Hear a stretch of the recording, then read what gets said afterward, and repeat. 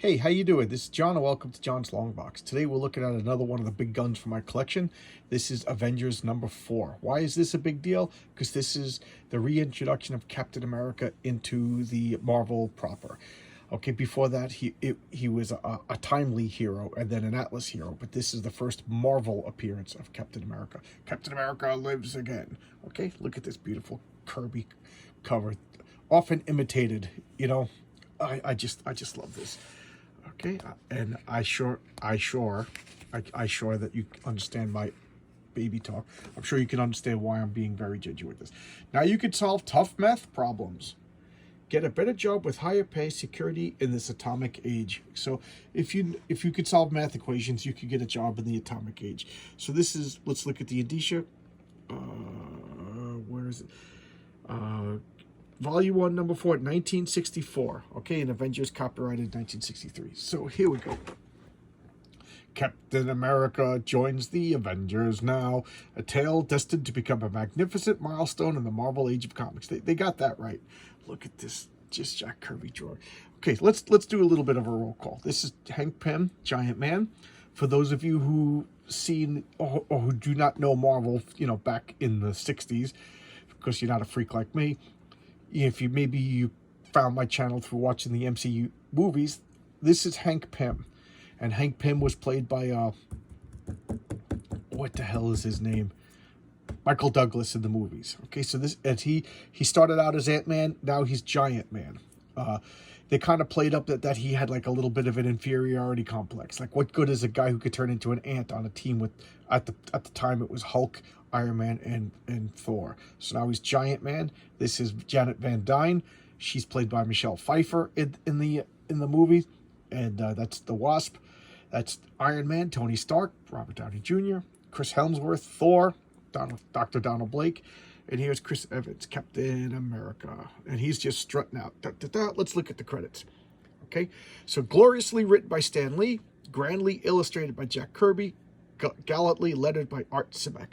Okay, editor's note: we sincerely suggest you save this issue. We feel you will treasure it in time to come. I got that right. This is one of the jewels of my collection. Okay, and it's in really good shape too. So now they're talking about what happened. Okay, so they're dealing with the Submariner. Remember the awesome battle between the Hulk and the Submariner, the Avengers last issue? How could you forget? So let's do a little bit of bring you up to speed. For Avengers number 1, Hulk, Loki tricks everybody into thinking that the Hulk is going berserkowitz. Hulk is not going berserkowitz. Hulk is actually minding his own business, being a good guy. And what happens? All these superheroes get together and they fight to take out the Hulk. They realize it's a trick. They form the Avengers. Second issue, the Space Phantom comes. And then the third issue, Hulk had enough of this nonsense, and Hulk and Submariner team up to fight the Avengers, and Hulk leaves. Okay, which makes sense. Hulk is kind of at this point, he's half villain, half hero. And at this point, same with Namor. Why? Namor, he started out as an enemy of mankind. Then during World War II, he joined the Allies to fight the Nazis. Not because he all of a sudden loved mankind, he just hated the Nazis even more. So he's constantly a villain, constantly a hero. And it wasn't until the John Byrne years, when John Byrne always fixes everything. I just a great writer. Great artist, great writer. He came up with the concept because his father is of the land. His father was Leonard Mackenzie. I thought he was Canadian, but I guess he's a New Yorker. And his mother was Mera, Lady Mera of Atlantis. So he's of both worlds. So he needs to be in both worlds. If he spends too much time under the ocean, his balance goes off and he goes berserkowitz. If he spends too much time in the air, his balance goes off, he goes berserkowitz. So Submariner, that's how they explain the incontinuity in his personality. He's bipolar or something like that. So here, this flashback. There was a fight last issue. Now the Submariner is defeated. He's going back under the water. Look at this waterscape. I love that manta ray. And he's just having a temper tantrum. And he comes up into the Arctic ice. And I love the way Jack Kirby draws him. He kind of has like Asian features. So, if they had an Asian actor playing the Submariner, it wouldn't bother me. Submariner's one of those guys, like, whatever. He could be a white guy. He could be a Hispanic guy. He could be a Asian guy, the actor, because he's always drawn really bizarre. I really have no, like, you know, whatever. Like, his father is a white guy, Leonard Mackenzie. He's a white guy. His mother is a blue fish person. And together they make whatever that is. So, I don't know. I don't know. I've seen the promos of the new MCU Namor. It doesn't look too great. So he's just coming out just pissed off. He just got beaten up by the Avengers, and he's yelling at these Eskimos. The Eskimos are minding their own business, worshiping this figure frozen in the ice. He's like, and he just throws it. He just starts smashing stuff, having a temper tantrum, because the Submariner is a lunatic. And then this thing just floats down the water, and it gets to warmer climes, and it starts to melt. So here are the Avengers on their way back, and they see this guy floating in the ice. They're like, look at that guy. Who? Look, it's human, but is it possible? So they grab him, they pull him in. Who could it be? What is this? His clothes are all ripped up, and it's like, wait a minute, I recognize that. That's Captain America. They're like, what? Captain America? Could it really be that? The crime fighter, his face, the letter A, it must be him. All of you listen, he isn't dead, he's breathing, his eyes are flickering.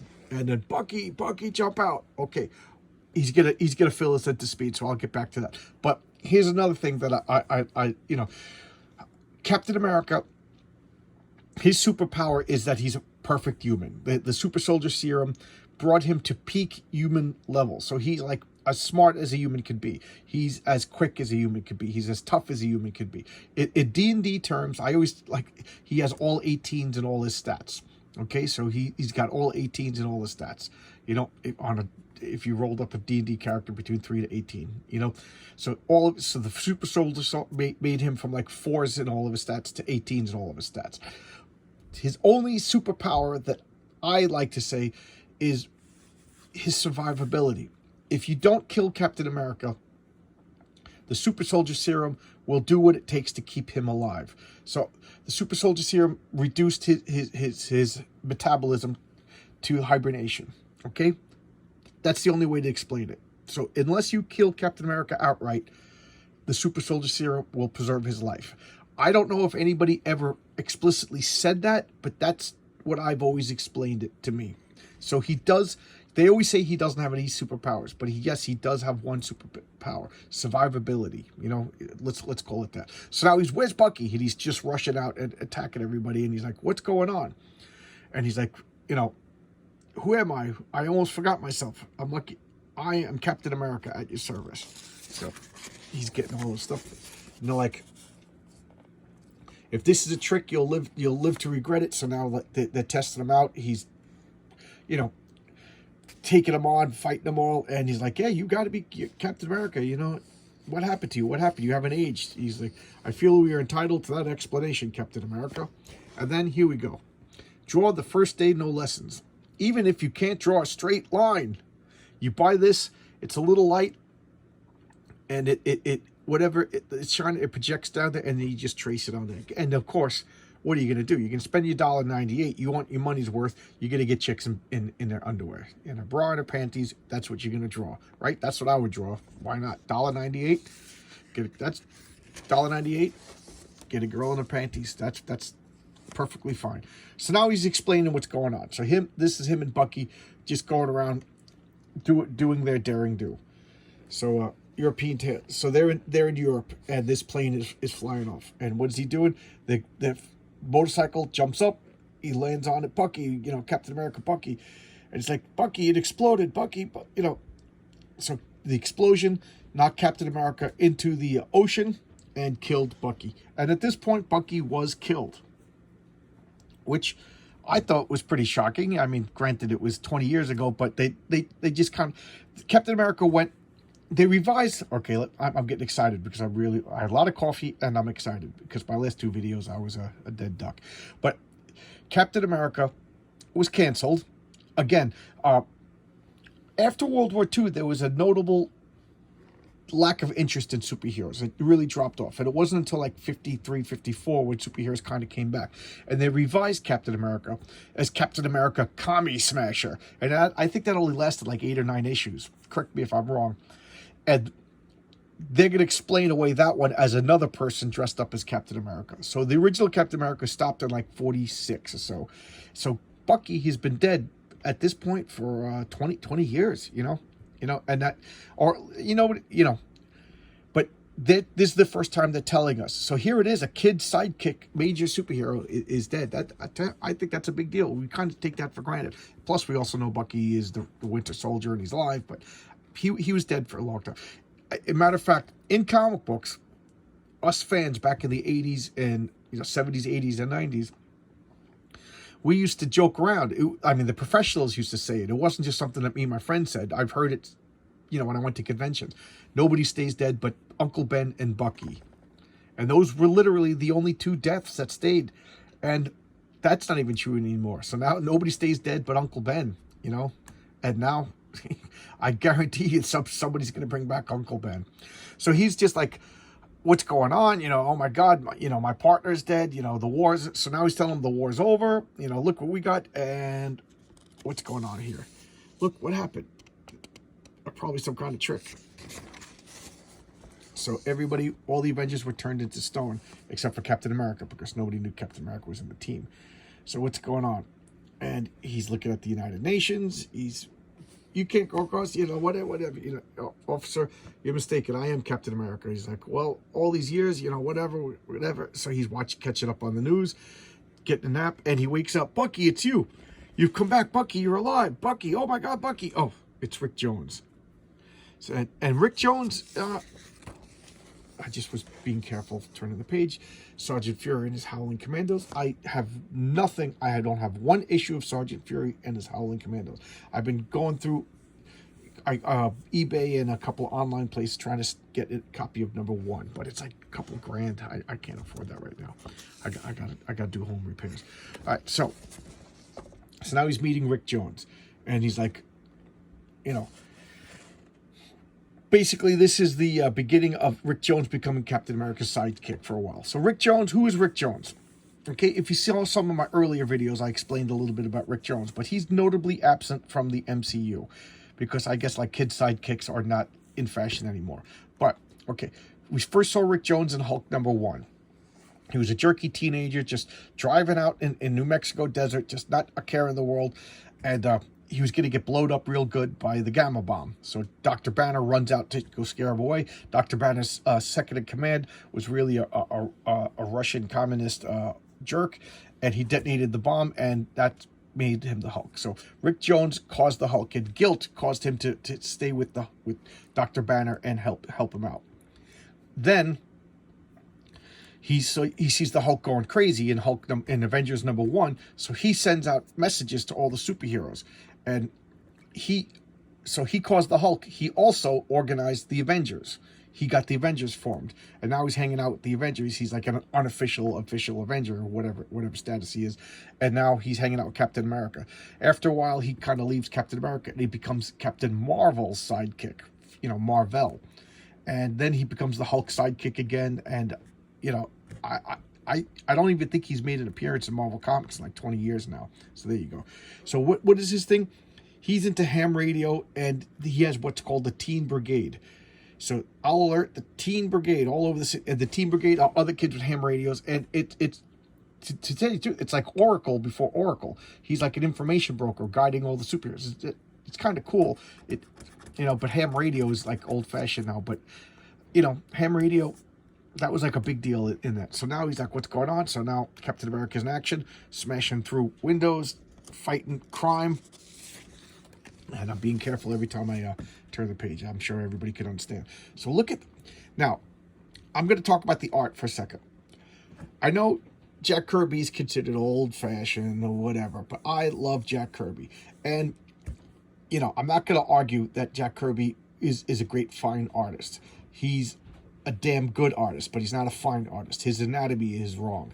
But damn, if his panels do not show action, I really 100% believe that nobody shows action like Jack Kirby. Now look at this. This guy's falling down over here. His gun's getting smashed. Captain America's jumping up. Now, I cannot but help picture this like a movie. I just love all the purple suits. Pete, one of my friends from real life who moved to Arizona, we always used to joke that we were going to get purple pants and start the Purple Pants Gang from all this, who knows if Pete still watches my videos. Pete, if you still watch my videos, give me a shout out. So, start the Purple Pants Gang. But look at this. Look at this jumping. And now look. Just smashing this guy in the face.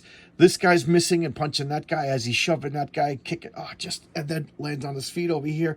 This guy's firing a gun. And what is that? He's punching him in the face and knocking the gun. Look at that. And supposedly, I was never there, but Mark Evanier used to go, like, as a kid, like, to Jack Kirby's house in California and just watch him draw. And he said Jack Kirby would just, like he had this whole page formed 100% in his brain, and he was just transcribing what had already existed in his mind. Almost like supernatural. I'm in awe of Jack Kirby. And I wish I had a Hypno coin, because then I wouldn't have to spend $1.98 to get the chicks into the bras and panties, right? Right? Only $1. So there you go. Save 98 cents to get the girls in the bra and panties. And now, what is he doing? He pulls off the mask. You're not human. Holy cow. We've been working for... Who is this guy? What is this guy? You'll never... The statues. We got to return them. Yes, unharm me. I can't bear physical contact with primitive beings. I come from a far distant galaxy. My name would be meaningless to you, as Earth tongues cannot even pronounce it. Centuries ago, due to engine failure, my spaceship crashed on Earth, embedded itself into the bottom of the sea, blah, blah, blah. He made statues. So, they're hinting at some of these, like, great Renaissance sculptors were really his people trapped. And because of one who calls himself the Submariner, he found me some days ago, told me he would free my ship from the ocean depths if I would turn the Avengers to stone. I had to do it. So he was just hiding out, biding his time. But the Submariner lured him into this stupid scheme. So here he is reversing them, and Submariner's like, damn you, whatever. Now I'm not going to save your ship. So, I just love this. I've said this before. I've always had a problem with undersea cities. I love the concept of an undersea city, but for the most part, it's just like a regular city with, like, bubbles and then a fish going by. Like, this to me really feels like underwater. Just the darkness, the blue, the seaweed. Like, I don't know. It's not just like a city. It looks like real underwater. I like it. So here they are over here. My muscles are twice normal size, Cap, but I can't budget. We've got a job on our hands. Okay? And here we go. So what are they going to do? Thor is going, and he's going to use one of the plot powers of his hammer. He's going to use magnetic waves to pull his ship out of the ocean. Pulls the ship out of the ocean. And here it is. And they're going to repair it. Of course, there's booby traps. And the Submariner doesn't want to hear it. So look, these guys have, like, tanks with water in them.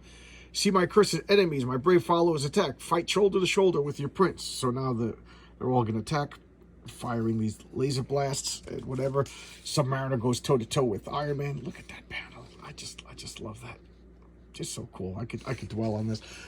You know what? You could take, like, almost any panel out of this comic and blow it up and hang it on your wall. So here's Iron Man uses his repulsor ray to just spin the Submariner, and he's... Look.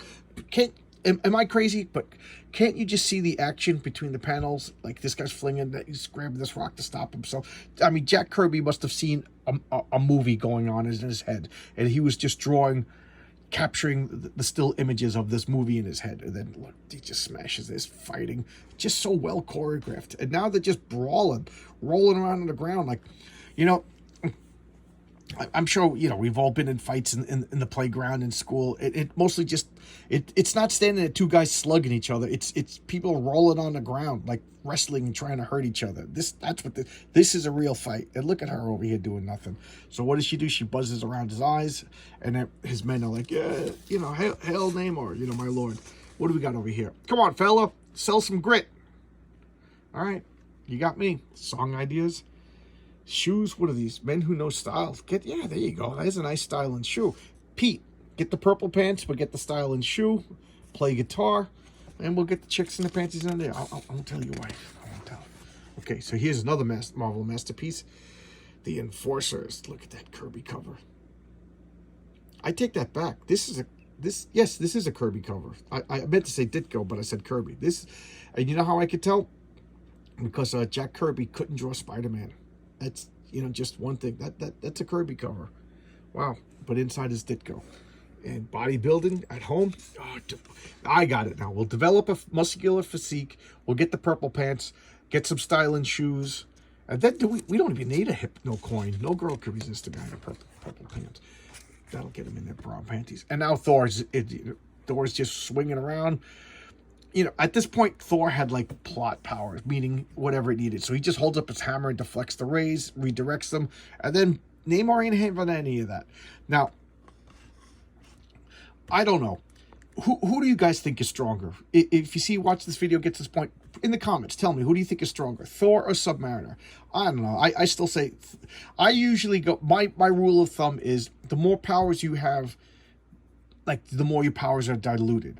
Okay? Like Hulk's is the specialist in strength, so nobody's stronger than Hulk. Flash is the specialist in speed, so nobody's faster than Speed. Superman, he's super in all of his abilities, but he can't be the ultimate. You know, he can't be the strongest. He can't be the fastest. You know, because whoever is the special. Thor, to me, breaks that rule. He's got to be like the second strongest next to Hulk. Even though Submariner has less powers than Thor, I just picture Thor is probably the better fighter and stronger. But I think like in the Marvel universe, in my way of thinking, first there was Hulk, then there was Thor, and then Submariner. So this is about, and Hercules. Hercules is stronger than Thor because that's his specialty. He's the specialist. But and I guess Hercules would be the greatest wrestler because that was his forte in mythology. But Thor, I think, would beat him because Thor has more like sneaky powers, like plot powers and stuff. That's just me musing. So here we got the Atlanteans doing what the Atlanteans do, summoning giant monstrous fish. And here we got Hank Pym finally doing something. So he's growing up to an even bigger size and just smashing Atlanteans, just tossing them around.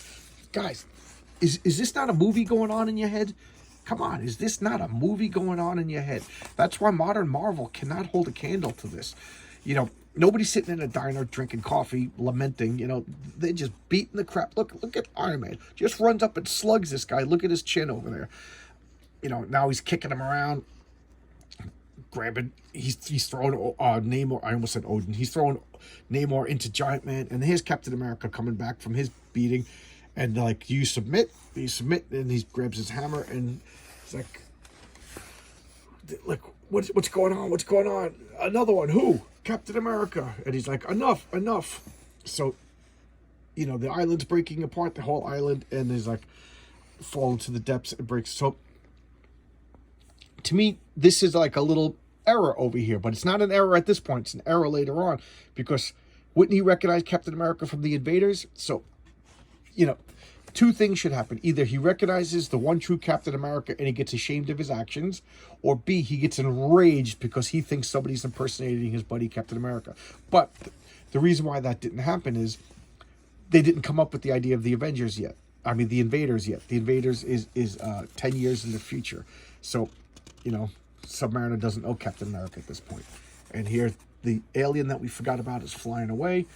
And the Wasp is okay, and here they are. Do you want to join the Avengers?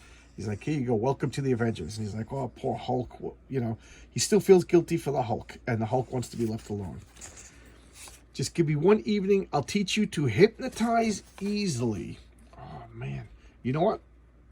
Maybe this will be the best way to get chicks in their brown panties. Just hypnotize them. Forget the pants. Working out is rough. I don't want to sell grit, make the money to buy the purple pants. You know, $1.98 is hard to come by. Just, yeah, you know what? You got me, buddy. I'm just going to hypnotize the girls, get them into them. Oh. But then we could get the Dynaflex method. So many choices. Learn electronics. That'll impress them. And then we got the, more shoes. We got to get shoes. So here we go. Avengers number 4. This is a classic. No other way to describe it. This is a milestone. This is an important comic.